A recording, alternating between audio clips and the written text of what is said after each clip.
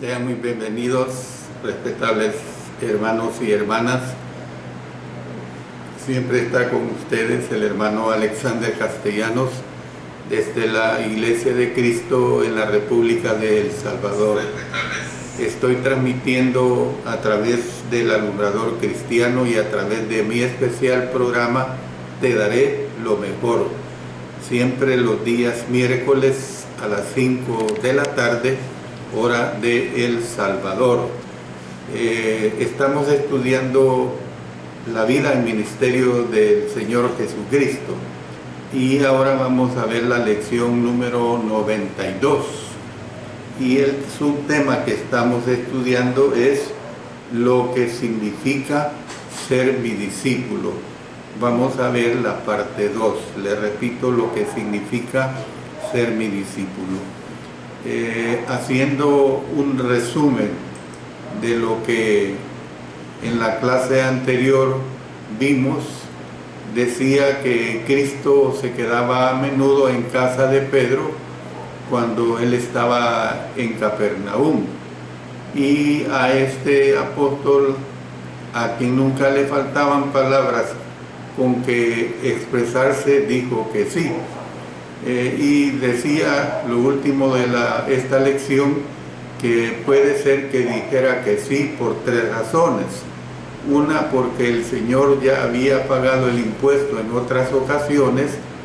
2, puede ser que diera esa respuesta porque sabía que Cristo enseñaba a obedecer la ley. Y tercero, también podía ser que, como a menudo sucedía con Pedro, este sencillamente dijo lo que primero se le vino a la cabeza. Bueno, este es el resumen de lo último que estudiamos, pero siempre vamos a pedir la dirección de nuestro Señor a través de la oración. Padre Celestial, una vez más estamos transmitiendo tu palabra. Gracias por ello, Señor, porque me permites este estudio tan interesante sobre la vida y ministerio de nuestro Señor Jesucristo. Siempre te pedimos que nos ayudes a que el mensaje sea entendible, que el Espíritu Santo me dirija. En el nombre de nuestro Señor Jesucristo. Amén. Amén. Bueno, cual haya sido el motivo de Pedro, lo cierto es que el Señor, que estaba al tanto de lo ocurrido, vio esto como una oportunidad para enseñar una vital lección. Yo les hago un resumen de lo que hemos estado estudiando. La primera parte fue la introducción, por supuesto. Luego vimos: confíe en el poder de Dios, no en su propia capacidad. La segunda parte: confíe en la palabra del Señor, no en su propio entendimiento. Y la que todavía estamos estudiando es: preocúpese por la causa del Señor, no por sus propios derechos. Entonces, por eso estoy diciendo que cual haya sido el motivo de Pedro, lo cierto es que el Señor, que estaba al tanto de lo ocurrido, vio esto como una oportunidad para enseñar una vital lección. Por eso dice: y al entrar el apóstol en casa, antes de tener pues oportunidad de contar lo ocurrido, dice que Jesús le habló primero diciendo: ¿qué te parece, Simón? Los reyes de la tierra, ¿de quienes cobran los tributos o los impuestos? ¿De sus hijos o de los extraños? Mateo 17:25. Pero usted puede notar que en el siguiente versículo, para Pedro no fue problema contestar esta pregunta. Él respondió diciendo: de los extraños. Jesús le contestó: luego los hijos están exentos. Entonces, lo que estaba insinuando obviamente era que, al ser el hijo del rey, sea Dios, Cristo estaba exento de pagar impuestos a la casa, o sea, el templo de su padre. Jesús no estaba necesariamente diciendo que Pedro también estaba exento, pero sea que el apóstol estuviera exento o no, la conclusión de Cristo fue la misma: el impuesto debía pagarse. Expresado de otra forma, él estaba en su derecho de no pagar el impuesto, o sea, hablando del Señor, ¿verdad? No obstante, Pedro necesitaba aprender que un discípulo no exige sus derechos si al exigirlos hace daño a la causa de su Señor. Yo puedo decirles sobre una situación que yo viví como misionero. Estoy hablando por lo menos de más de 40 años, la ilustración que les pongo. Como ciudadano que soy de esta nación, en aquel tiempo me preocupé, fui al Ministerio de Hacienda, a una dependencia que se llamaba Contribuciones Indirectas, para saber si yo como misionero tenía que pagar impuestos, o sea, si tenía que pagar la renta. Y como yo desde que regresé de estudiar Biblia en Texas, en mis documentos estoy registrado como misionero, entonces el empleado que me atendió consultó y me dijo, usted despreocúpese, como religioso que es, usted no paga los impuestos. Y me dio una constancia donde, atravesado en el papel, sello de agua que le dicen, decía exento de pagar impuestos. Esto era lo que la ley decidía. Yo no sé si en los tiempos actuales esta ley ha cambiado, pero estoy hablando de esa ley en ese tiempo. Bueno, Jesús continuó diciendo, sin embargo, para no ofenderles, ve al mar y echa el anzuelo. Aquí doy una aclaración que como pescador para el comercio, Pedro normalmente usaría una red, pero las redes atrapan cientos de peces. En esta ocasión, todo lo que Pedro requería era solamente un pez. Le dice el Señor, tómalo y dáselo por mí y por ti. Mateo 17, 27. ¡Qué paradoja! Un rey demasiado pobre para pagar el impuesto anual del templo que no pasaba de medio ciclo. Entonces, en la Reina Valera dice que se lee como estatero en lugar de ciclo. Tanto el estatero como el ciclo equivalen a 4 dracmas. Entonces, vemos que, por eso decía que es una paradoja, un rey demasiado pobre para pagar el impuesto anual del templo que no pasaba de medio ciclo. La palabra griega que se traduce por ciclo es la palabra sater, así como la oye, con ese sater, una moneda griega que equivalía a 4 dracmas. Y hablando del dracma, este es el único versículo del Nuevo Testamento en el que se menciona esta moneda de 4 dracmas. Entonces, por eso estoy diciendo que la palabra griega que se traduce por ciclo es sater, una moneda griega que equivalía a 4 dracmas, que era exactamente lo que se necesitaba para pagar el impuesto de 2 hombres. El milagro que proponía Cristo era insólito. Es el único que tuvo que ver con dinero, el único que le benefició personalmente, el único de cuyo resultado no se nos informa y, sin lugar a dudas, el más extraño de los milagros que hizo el Señor. Es inevitable que veamos cierto toque de humor en las palabras de Jesús al decirle a un pescador que a menudo abría la boca sin pensar lo que decía, que buscara pues la solución de su problema en la boca de un pez.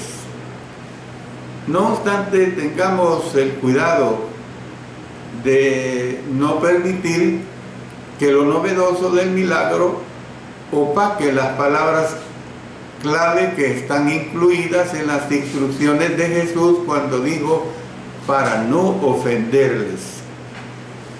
La palabra griega que se traduce por ofender es la misma de la cual obtenemos escandalizar. A Cristo no le preocupaba herir la susceptibilidad de los oficiales. Lo que le preocupaba era hacer algo que pudiera dar una mala imagen de su ministerio. Deseaba que Pedro entendiera que hacer lo correcto tiene prioridad sobre exigir los derechos personales. Esta idea es palabra dura, como dice Juan 6:60. Tenemos la tendencia natural a exigir que se respeten nuestros derechos.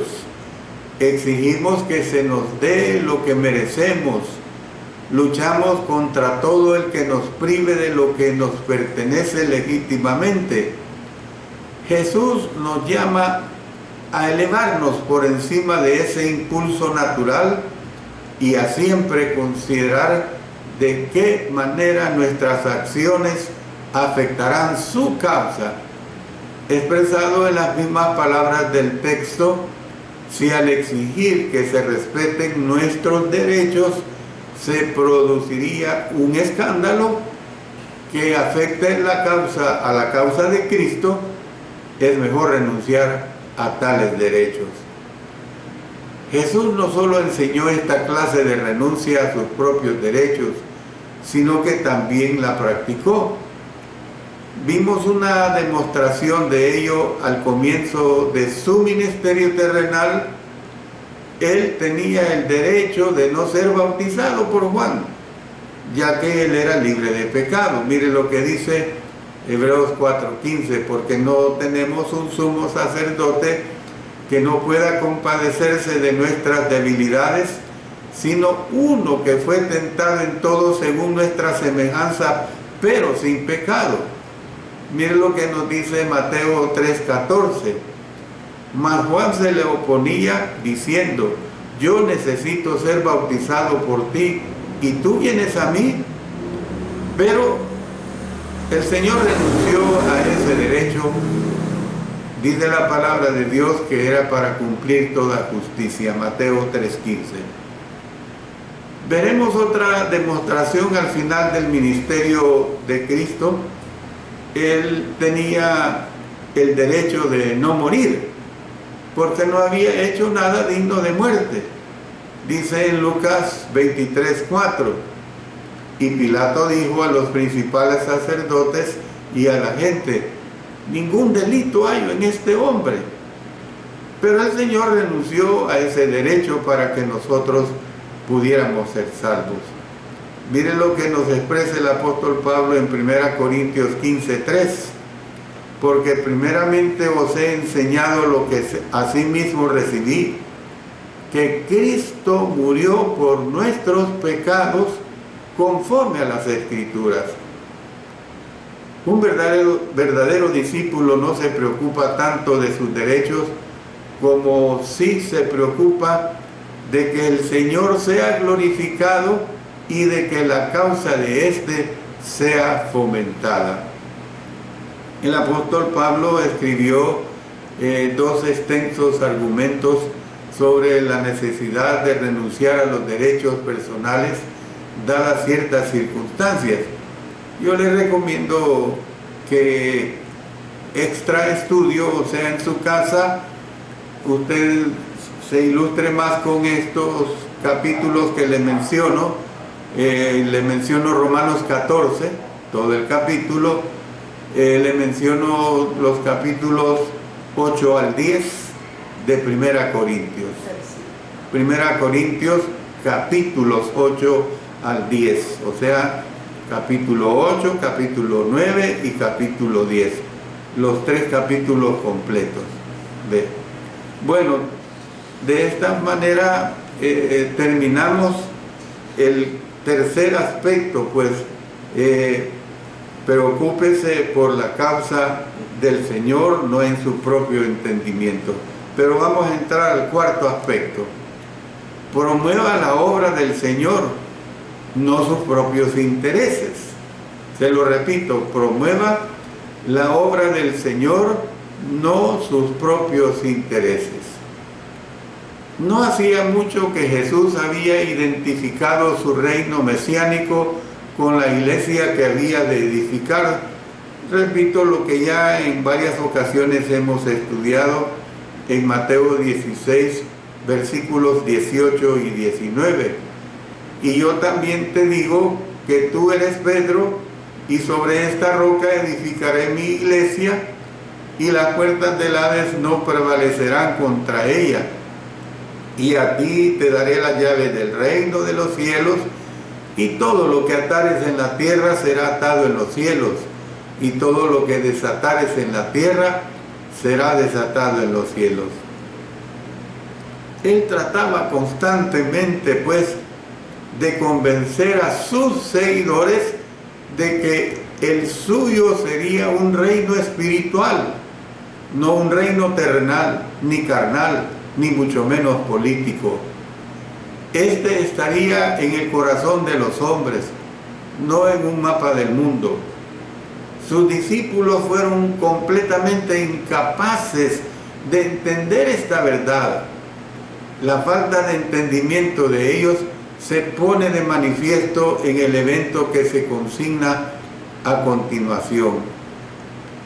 Cierto día que viajaban de un lugar a otro, los dos empezaron a discutir sobre quién de ellos sería el mayor en el reino. Ahí lo dice en Lucas 9:46.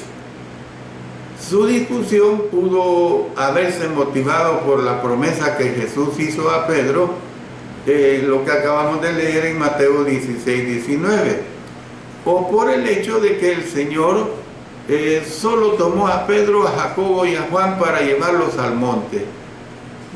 Recuerdo lo que vemos de Mateo 17:1. 6 días después Jesús tomó a Pedro, a Jacobo y a Juan su hermano y los llevó aparte a un monte alto.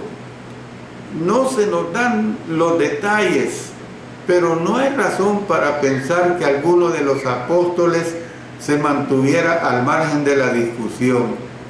Ni siquiera Pedro, Jacobo o Juan, los cuales probablemente daban por sentado que el Señor los estaba tomando en cuenta para altos cargos en un reino terrenal.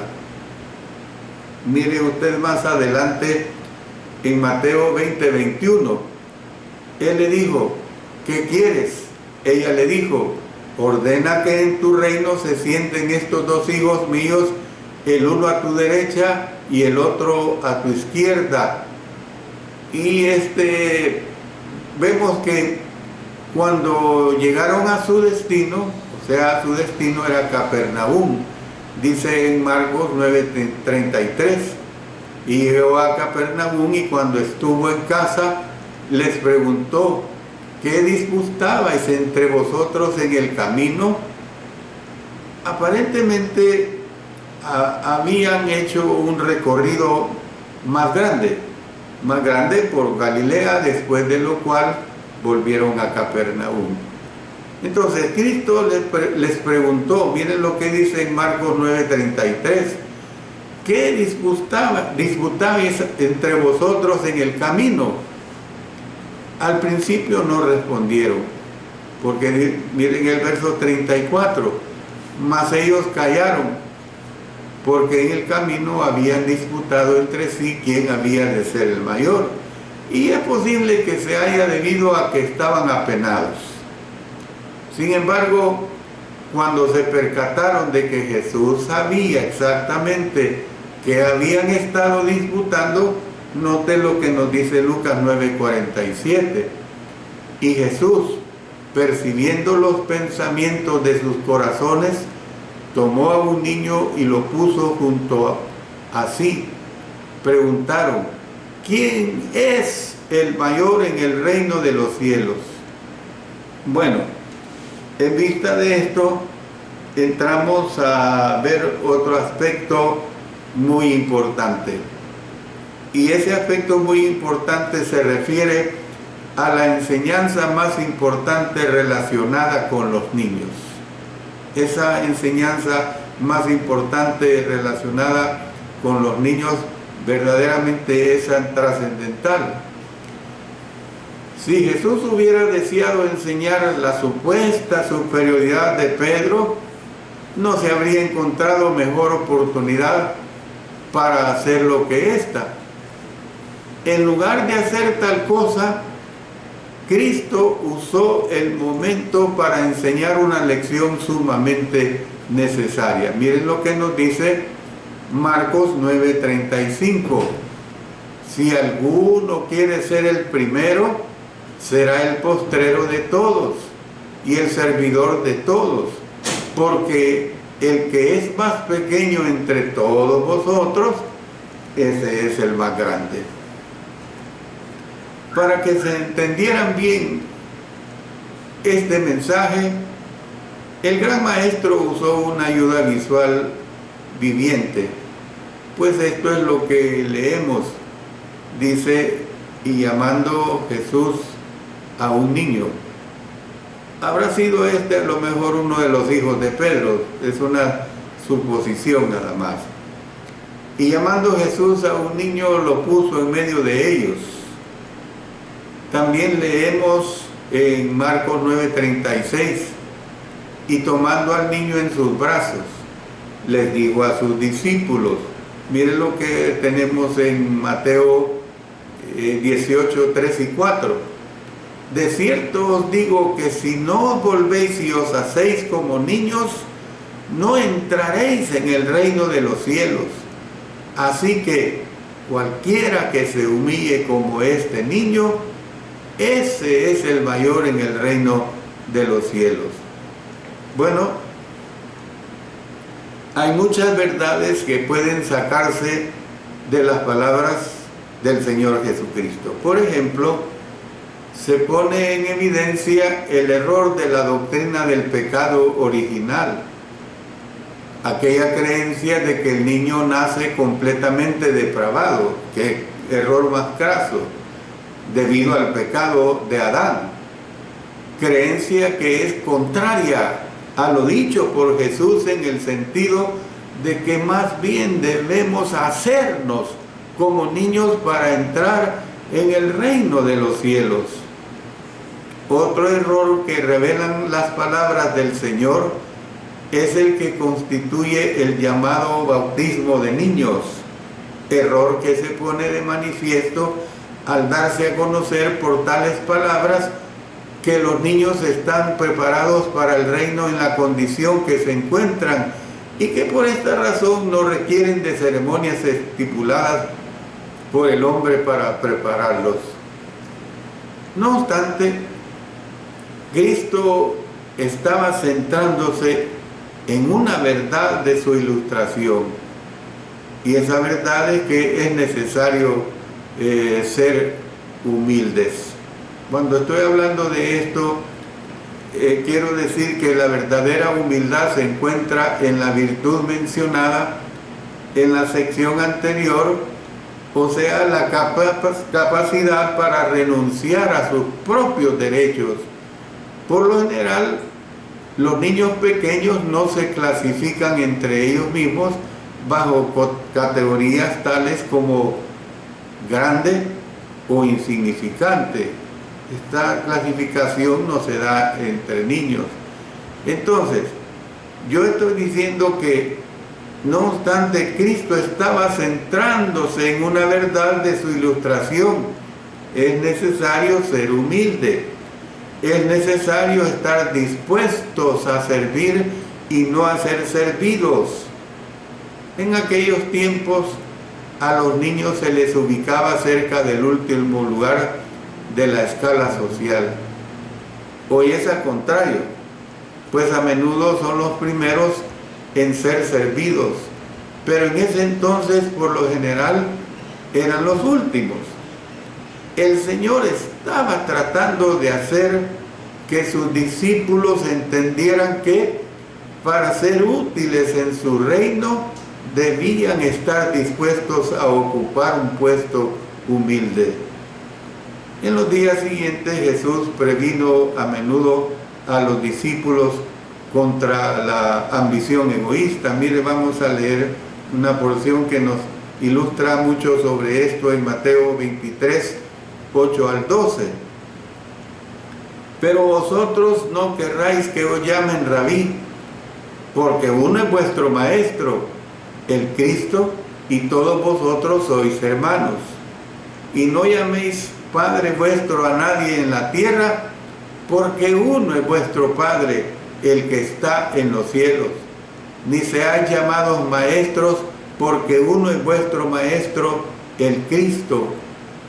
El que es el mayor de vosotros, sea vuestro siervo, porque el que se enaltece será humillado, y el que se humilla será enaltecido. La necesidad, pues, de ser humildes se enseña por todo el Nuevo Testamento. Mire lo que dice Lucas 14, 11. Porque cualquiera que se enaltece será humillado, y el que se humilla será enaltecido. Luego dice también Lucas 18, 14. Os digo que éste descendió a su casa justificado antes que el otro, porque cualquiera que se enaltece será humillado, y el que se humilla será enaltecido. Bueno, nosotros vemos que la Escritura es amplia en esta declaración que les estoy presentando. Entonces, ¿qué es lo que vemos? Que para ser el primero debe ponerse de último. Para ser grande debe hacerse el más pequeño. Estos principios eran difíciles de ser entendidos para un público del siglo I, y mucho menos podían ser recibidos. Hoy son doblemente difíciles para este orgulloso mundo de adulación y de promoción de sí mismo. Si usted es humilde, las palabras de Cristo le moverán a orar en su corazón diciendo: Dios, ayúdame a ser más humilde, ayúdame a hacerme más como los niños. Entonces, lo que nosotros vemos acá, hermanos, es precisamente unas declaraciones que son muy claras. Pero veamos enseñanzas secundarias que son relacionadas con los niños. La demostración visual que hizo Jesús sirvió de introducción para un discurso con enseñanzas variadas que se relacionaban directa o indirectamente con los niños. Lo que dice en Mateo 18, 5 al 14: y cualquiera que reciba en mi nombre a un niño como este, a mí me recibe, y cualquiera que haga tropezar a alguno de estos pequeños que creen en mí, mejor le fuera que se le colgase al cuello una piedra de molino de asno y que se le hundiese en lo profundo del mar. Ay del mundo por los tropiezos, porque es necesario que vengan tropiezos, pero ay de aquel hombre por quien viene el tropiezo. Por tanto, si tu mano o tu pie te es ocasión de caer, córtalo y échalo de ti. Mejor te es entrar en la vida cojo o manco, que teniendo dos manos o dos pies ser echado en el fuego eterno. Y si tu ojo te es ocasión de caer, sácalo y échalo de ti. Mejor te es entrar con un solo ojo en la vida, que teniendo dos ojos ser echado en el infierno de fuego.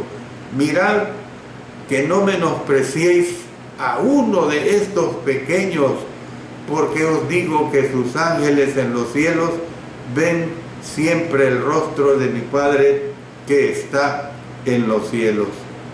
Porque el Hijo del Hombre, dice, el Hijo del Hombre ha venido para salvar lo que se había perdido. ¿Qué os parece?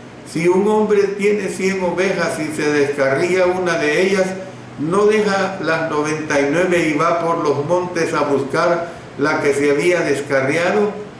Y si acontece que la encuentra, de cierto os digo que se regocija más por aquella que por las 99 que no se descarriaron. Así no es la voluntad de vuestro Padre que está en los cielos, que se pierda uno de estos pequeños. Si usted le ha puesto cuidado a esta extensa lectura, yo le digo que note especialmente los versículos 5, 6, 10 y 14. Se lo repito, 5, 6, 10 y 14. A medida que se desarrolló el mensaje, el término pequeñitos se expandió para incluir no solo a niños, sino también a discípulos que tuvieran fe como la fe de un niño. Tal vez con énfasis especial en los recién convertidos. Cuando digo esto, por ejemplo, en Mateo 18, 6, y cualquiera que haga tropezar a alguno de estos pequeños que creen en mí, mejor le fuera que, ya lo hemos leído, que se le colgase al cuello una piedra de molino de asno y que se le hundiese en lo profundo del mar. Se refiere pues a los pequeños que creen. Marcos 9:37 dice: el que reciba en mi nombre a un niño como este me recibe a mí, y el que a mí me recibe no me recibe a mí sino al que me envió. Parece pues equiparar el acto de recibir a un pequeño con el de dar un vaso de agua fría a un discípulo. Por eso es que la referencia a la oveja descarriada es algo muy importante, lo que dice y que ya hemos leído en Mateo 18 en los versículos 12 y 13. Entonces, yo estoy diciendo, y con esto voy a terminar, hermanos, que a medida que se desarrolló el mensaje, el término pequeñitos se expandió para incluir no solo a niños, sino también a discípulos que estuvieran o que tuvieran fe como la fe de un niño, tal vez con énfasis especial en los recién convertidos. Por eso es que la mayoría de las lecciones son igualmente aplicables a los niños pequeños y a los discípulos que son como niños. Yo voy a continuar con la ayuda del Señor en la próxima lección del día miércoles, como siempre, y vamos a ver cómo es que debe recibirse a los pequeños.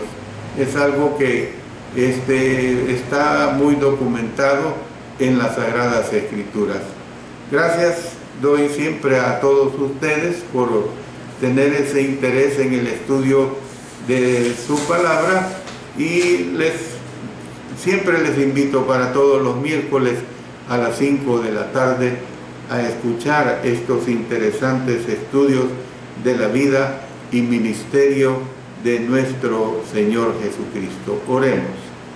Padre Celestial, te damos gracias porque tú nos permites el estudio de tu palabra y sobre todo estos interesantes episodios que nos ayudan a crecer mucho más sobre la vida de nuestro Señor Jesucristo.